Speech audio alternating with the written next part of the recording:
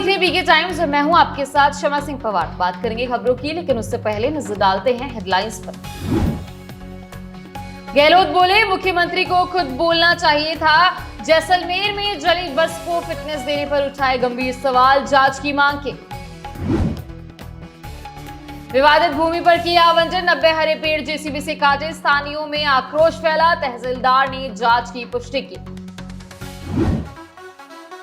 Mumbai crime branch के नाम पर बुजुर्ग से 45 लाख की ठगी, फर्जी वारंट भेज 4 दिन तक रखा बंदी बना। बालोतरा के किसान अनुमान की मिसाल, 300 बीघा में अनार की खेती कर रचे करोड़ों की कमाई का इतिहास, मेहनत और तकनीक से बदली किस्मत। बूंदी में त्योहारी सीजन पर बड़ी कार्रवाई, बीकानेर से आई बस में मिला मिलावटी मावा और रसगुल्ले, खाद्य विभाग ने सैंपल लेकर जांच शुरू की। अब खबरें विस्तार से। पूर्व मुख्यमंत्री अशोक गहलोत ने जैसलमेर बस अग्निकांड को लेकर मुख्यमंत्री विजयलाल शर्मा पर निशाना साधा। उन्होंने कहा कि मुख्यमंत्री को इस घटना पर प्रेस से बात करनी चाहिए थी। गहलोत ने तंज कसा कि क्या मुख्यमंत्री भी प्रधानमंत्री से प्रेरणा ले रहे हैं। गहलोत जोधपुर के गांधी अस्पताल पहुंचे, जहां उन्होंने झुलसे यात्रियों से मुलाकात की और उन्हें ढांढस बंधाया। उन्होंने कहा कि बस को फिटनेस देने की प्रक्रिया पर सवाल उठ रहे हैं, इसकी जांच होनी चाहिए। वहीं प्रतिपक्ष नेता टीकाराम जूली ने कहा कि लगातार हादसों के बाद मुख्यमंत्री को इस्तीफा दे देना चाहिए। पूरे प्रदेश के अंदर जैसी घटना की जानकारी मिली तो चिंता की लौट दौड़ गई, क्योंकि 20 लोगों का मरना एक साथ में, और वो जल कर के बस के अंदर कि आपके जो है अंदर बाहर निकलने का रास्ता ही नहीं हो, तो अंदर क्या स्थिति हुई होगी वो सोच के हम लोग काम जाते हैं।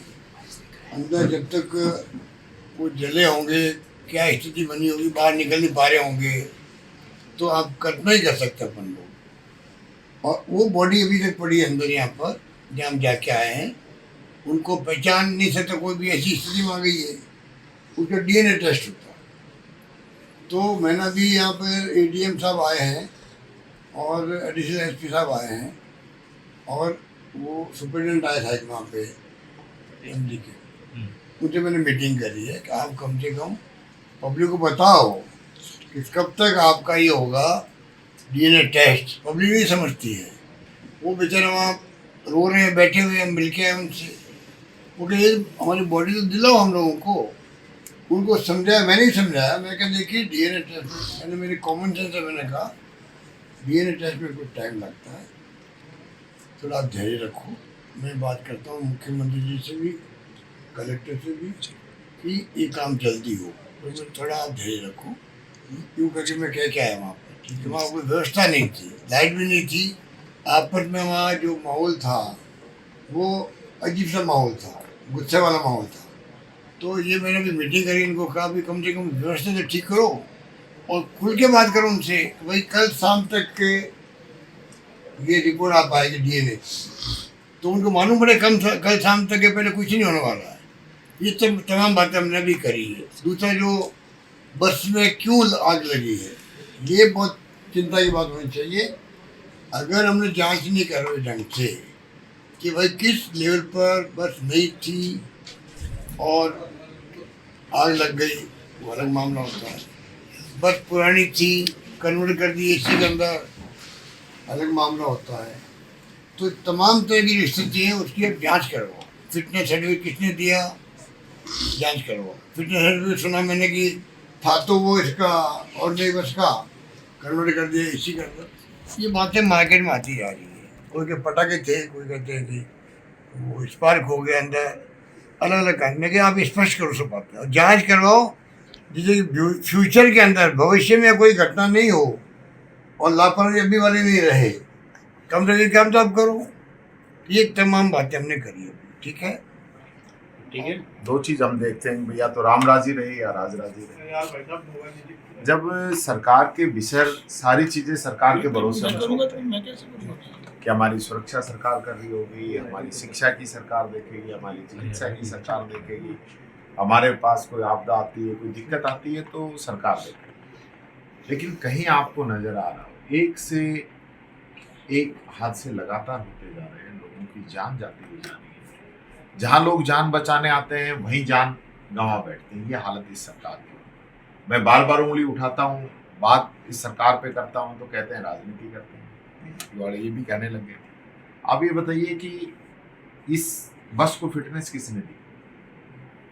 क्या एक डीटीओ और एक प्रशासनिक अधिकारी को आपने सस्पेंड कर दिया तो ये 50 लोगों पे जो बीती है इसकी भरपाई हो जाएगी? नहीं हो। गहलोत साहब के मुंह पे हाथ आ गया। इसी प्रकार से एसएमएस के अंदर आग लगी, लोग जल के मर गए, क्या कुछ किसी पे किया आपने? नहीं कुछ नहीं, सिर्फ फॉर्मेलिटी करके बातें वापस आ खत्म। जाओ इधर। एक के बाद एक। आप ये देखिए, जब सिलेंडर फटा कितने लोगों की जान गई। कहा था कि हम अवैध कट बंद करेंगे, ब्लैक स्पॉट को चिन्हित करेंगे, कितने बंद कर दिए, कितने चिन्हित किए। सिर्फ और सिर्फ दिखावा चल रहा है इस सरकार के अंदर।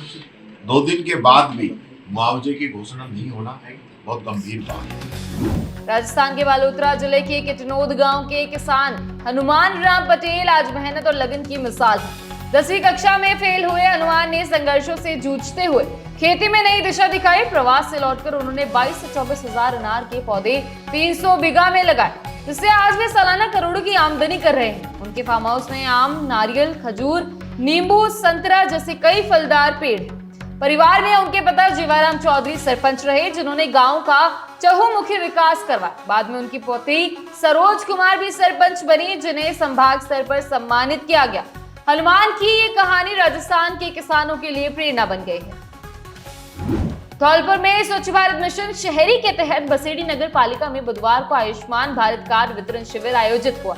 अधिशासी अधिकारी राजवीर सिंह के निर्देशन में सीवर एवं सेप्टिक टैंक कर्मियों को 5 लाख रुपए का वार्षिक बीमा कवर प्रदान किया गया। कार्यक्रम में लाभार्थियों अमित कुमार, दीपक कुमार, राम लखन, राणा और मनोज कुमार को कार्ड दिए गए। योजना का उद्देश्य नमस्ते योजना के कर्मियों को सुरक्षित, सम्मानजनक और स्वास्थ्य सुरक्षित जीवन देना है। प्रशासन ने बताया कि यह बीमा योजना उनके स्वास्थ्य और सुरक्षा को प्राथमिकता देती है। बूंदी में खाद्य सुरक्षा विभाग ने सैंपलिंग शुरू की। त्योहारी सीजन में मिलावटखोरों पर शिकंजा कसते हुए बूंदी में खाद्य सुरक्षा दल ने शर्मा ट्रैवल्स की बस RJ07 PAH 559 को रोका, जिसमें बड़ी मात्रा में रसगुल्ले और मावा के टीन बरामद किए गए। निरीक्षण में 76 टीन रसगुल्ले और 50 टीन मावा मिले। कुछ टीन पुराने और जंग लगे हुए थे, जिन्हें मौके पर नष्ट कर दिया गया। टीम ने फूड कारोबारियों को FSSAI एक्ट की धारा 32 के तहत नोटिस जारी किया और नमूने जांच के लिए भेजे। CMHO डॉक्टर OP सामर ने बताया कि दोषी पाए जाने वालों पर सख्त कार्रवाई की जाएगी, ताकि आमजन को शुद्ध खाद्य सामग्री मिल सके। हनुमानगढ़ जंक्शन के एक बुजुर्ग से डिजिटल अरेस्ट कर 45 लाख रुपए की ठगी का मामला सामने आया। ठगों ने मुंबई क्राइम ब्रांच के नाम से व्हाट्सएप कॉल कर पीड़ित को धमकाया कि उनके नाम से सिम कार्ड जारी हुआ है और वे मनी लॉन्ड्रिंग में फंसे हैं। फर्जी अरेस्ट वारंट भेजकर ठगों ने बुजुर्ग को 4 दिनों तक डिजिटल अरेस्ट में रखा और 4 किस्तों में 45 लाख रुपए वसूल लिए। पीड़ित ने जब और पैसे मांगे तो मांगे जाने पर पुलिस को सूचना दी। पुलिस ने साइबर थाने में मामला दर्ज कर जांच शुरू कर दी। उनके पास में कुछ दिन पहले मुंबई क्राइम ब्रांच का नाम लेके कोई व्हाट्सएप कॉल है। तो उन्होंने बताया कि आपके नाम से कोई सिम जारी हुई है, आपके आधार कार्ड से, और कैनरा बैंक में खाता खुला है, जिसमें अवैध लेन देन हुआ है, मनी लॉन्ड्रिंग का मामला है। और सुप्रीम कोर्ट ने हमें जांच के लिए कहा है। तो ऐसे इधर उधर की बातें करके इनको भयभीत कर दिया। फिर 3, 4, 6 और 9 अक्टूबर को इनसे टोटल 45 लाख रुपये ट्रांसफर करा दिए, इनको भय दिखा के डिजिटल अरेस्ट करके। इस तरह से इसके ऊपर मुकदमा दर्ज हुआ है साइबर थाने में, और उसको कार्रवाई कर रहे हैं।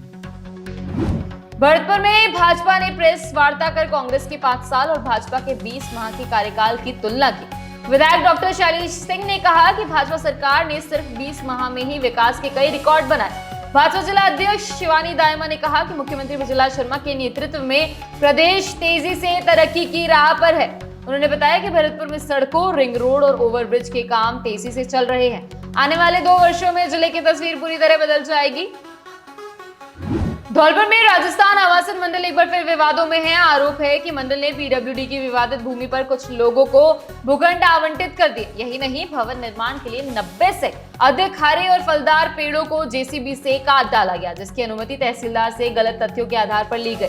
स्थानीय लोगों के अनुसार बाड़ी रोड पर महिला थाने के सामने स्थित ये भूमि पीडब्ल्यूडी और आवासन मंडल के बीच कोर्ट में विवादित है। इसके बावजूद मंडल ने भूमाफियाओं और नेताओं को लाभ पहुंचाने के लिए प्लाट आवंटित किए।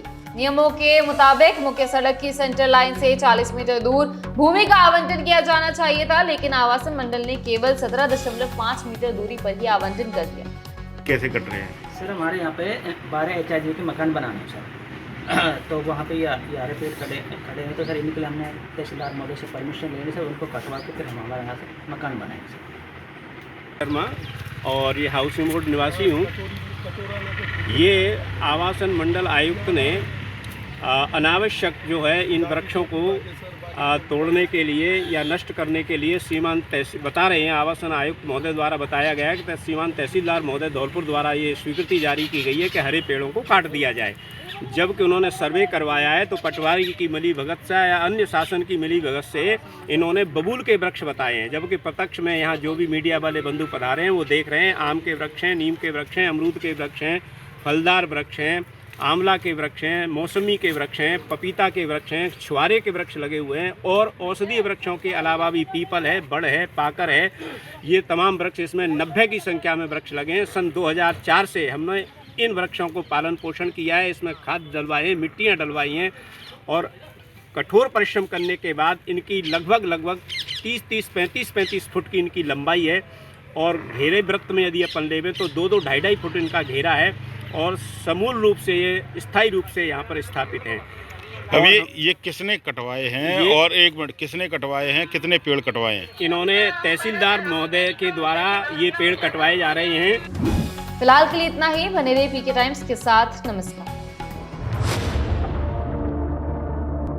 मरुधरा से खुद को जोड़ने के लिए सब्सक्राइब करें और बने रहें पीके टाइम्स के साथ।